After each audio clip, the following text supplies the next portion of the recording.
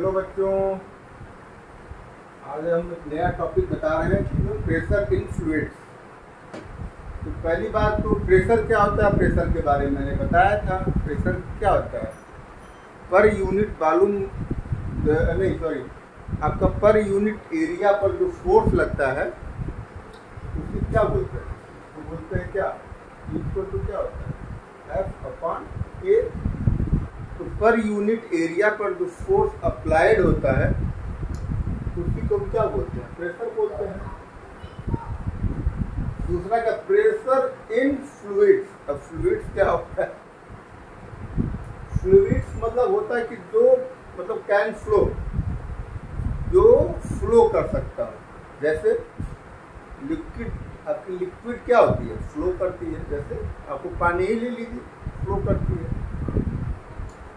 आपका गैस भी फ्लो करता है। तो अगर फ्लूइड्स की बात आएगी तब क्या समझेंगे, लिक्विड या गैस के बारे में। मतलब इस सिनारियो के उसमें आप सोचेंगे, थिंक करेंगे, ठीक है। तो प्रेशर इन लिक्विड जो है इस टॉपिक का नाम है। प्रेशर आपको पता ही हुआ है, और किस पे लग रहा है, फ्लूइड्स पे लग रहा है। जैसे लिक्विड, सपोज लिक्विड, चलिए बताते हैं क्या होता है, कितना प्रेशर लगता है। सपोज करिए कि ये एक कंटेनर है,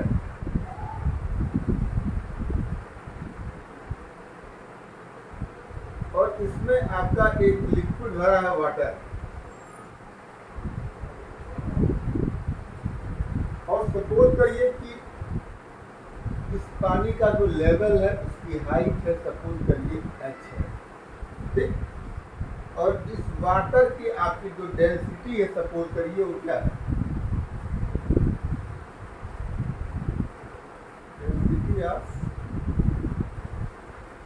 वाटर, सपोज करिए रो है।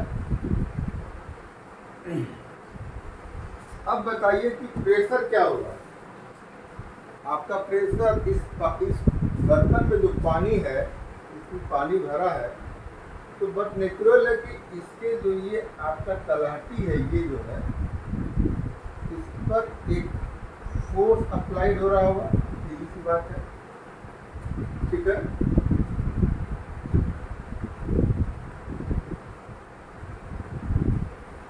तो यहाँ पर प्रेशर इस तल पे प्रेशर कितना लगेगा। लेकिन एक बात ध्यान दीजिएगा, ये जो हम बता रहे हैं इस पानी पर कोई एक्सटर्नल फोर्स नहीं लग रहा है।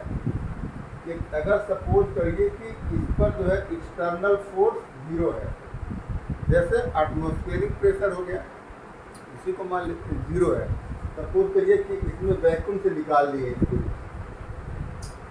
उस कंडीशन में P इक्वल टू क्या होगा, उस कंडीशन में P इक्वल टू क्या होगा बताइए। P इक्वल टू क्या होगा, force upon area, force upon area, यही होगा। अच्छा, अब बताइए कि इस पर इस पानी का जो फोर्स इस आपका जो है बेस पे लग रहा है तो कितना होगा। सपोज करिए पानी का आपका मास m, तो क्या होगा, इस फोर्स को हम लोग क्या बोलते हैं, थ्रस्ट भी बोलते हैं। क्या बोलते हैं, थ्रस्ट भी बोलते हैं। जैसे एक ये टेबल है, जो है ये टेबल है, यहाँ पर कोई एक आपका क्यूब रखा हुआ, क्यूबिड रखा हुआ है। तो ये फोर्स कहाँ अप्लाई कर रहा है, इस पार्टिकुलर एरिया पे ही ये अप्लाइड फोर्स हो रहा है, ठीक है ना, ठीक है। तो यहाँ पर क्या होगा, यहाँ पर प्रेशर क्या होगा, P इक्वल टू F/A। आप देखते हैं। अच्छा, अब ये F कितना होता है, ये कोई चीज अगर रखा हुआ है, कोई वस्तु इस मेज पे रखी हुई है, तो क्या होगा, वो एक नीचे की ओर एक जो है फोर्स लगा रही है, तो कितना होता है, M × D होता है। अरे भाई भार बल, वेट फोर्स। वेट फोर्स कितना होता है? Mass into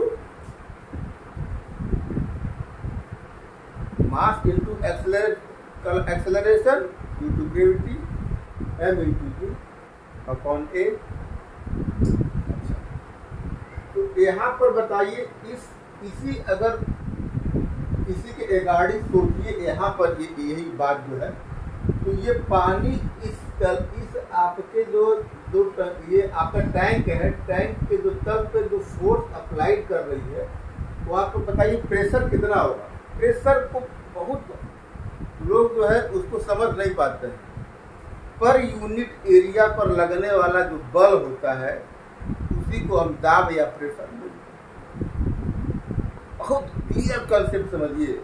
per unit area पर जो फोर्स, परपेंडिकुलर फोर्स लगता है उसी को हम क्या कहते हैं? उसी को प्रेशर बोलते हैं।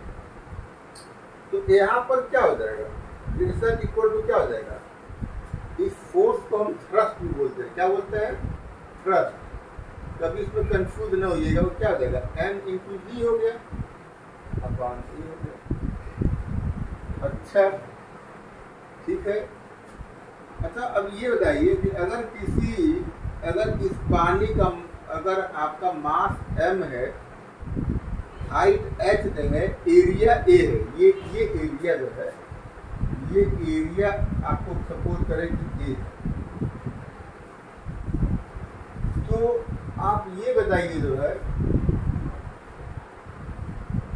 कि ये मास का फॉर्मूला क्या होता है।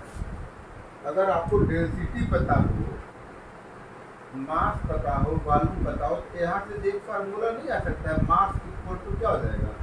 डेंसिटी इंटू वॉल्यूम हो जाएगा। हो सकता है ये? बिल्कुल हो सकता है। तो अगर यहाँ पर हम P इक्वल टू क्या ले लिए? मास की जगह क्या लिख लिए? डेंसिटी इंटू क्या लिख दिए? वॉल्यूम लिख दिए, इंटू ग्रेविटी G है अपॉन एरिया A है। चलिए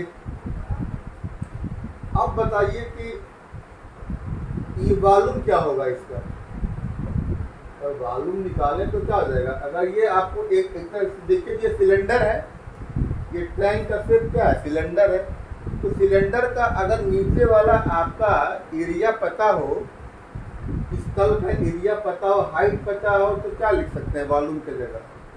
तो वॉल्यूम इक्वल टू क्या लिख सकते हैं? V इक्वल टू क्या? V इक्वल टू क्या लिख सकते हैं?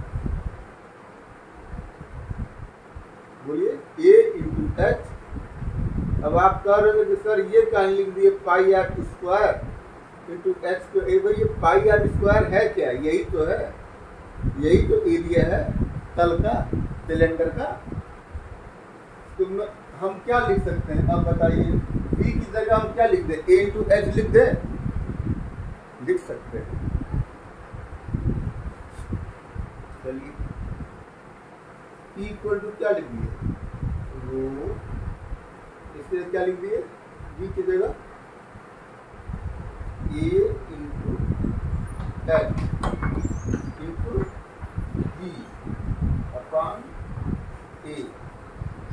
A से A कैंसिल हो गया। क्या फार्मूला है यहाँ? प्रेशर इक्वल टू, प्रेशर का फार्मूला क्या आया? बोलिए, H रो G।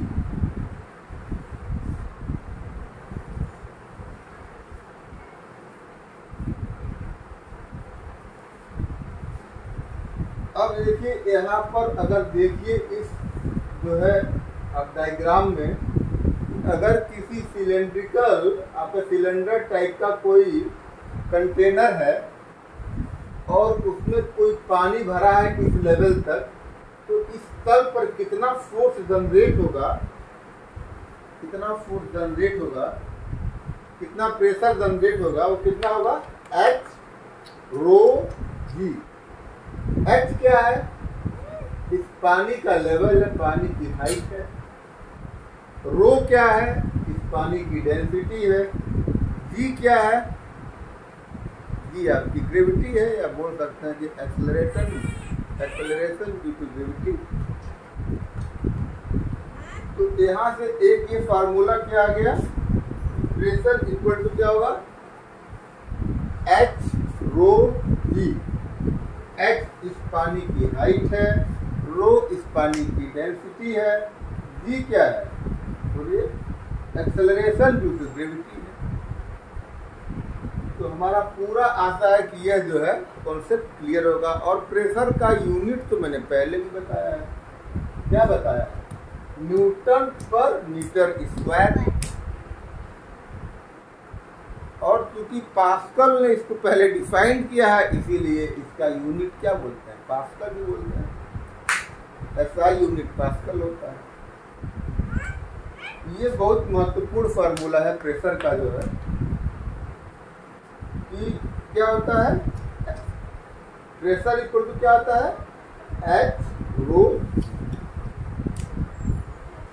देखिए, अगर एक टॉपिक आपको और बता दें कि अगर ये शेप, अगर इस कंटेनर का शेप सपोज करिए इस तरह का,